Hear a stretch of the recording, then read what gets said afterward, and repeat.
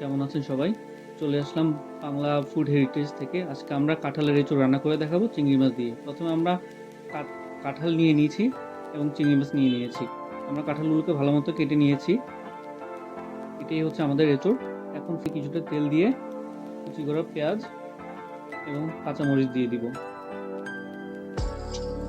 আমরা এগুলোকে কিছুক্ষণ ভুনা করব। এর সাথে আমরা দেব কিছু তেজপাতা, দারুচিনি এবং এলাচি।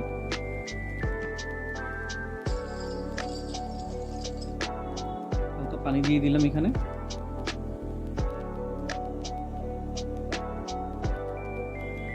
আমাদের এগুলো ভুনা হয়ে গেছে। এখন আমরা এখানে দিয়ে দিব চিংড়ি মাছগুলো। এখন আমরা এখানে নারকেলের দুধ দিয়ে দিব। এখন আমাদের চিংড়ি মাছগুলো দিয়ে দিলাম।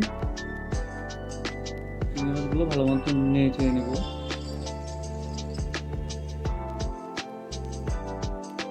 ঢেকে দিচ্ছি একটু রান্নাটা হওয়ার জন্য। আমাদের চিংড়ি মাছের ভুনাটা শেষ।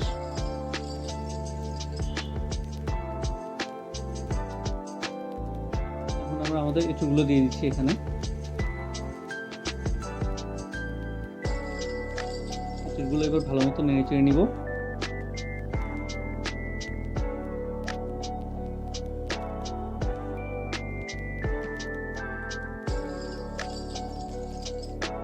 ঢেকে দিয়েছি আমরা।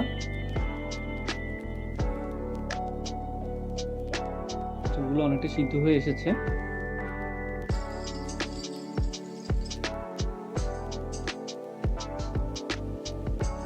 হালকা পানি দিয়ে দিলাম।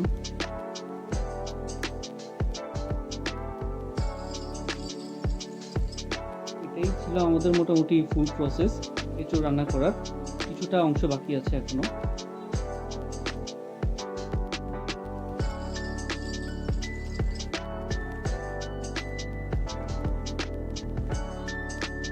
এখন আমরা ঢাকনা দিয়ে দিয়েছি।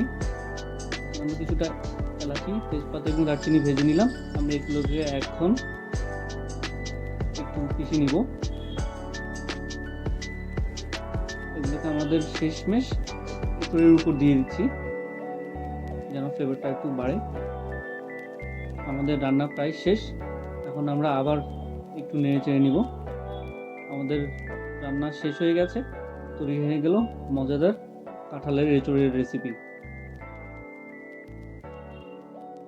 তো জানাবেন কেমন হয়েছে। আবার দেখা হবে নতুন কোনো এপিসোডে বাংলা ফুড হেরিটেজ থেকে। ভালো থাকবেন সবাই।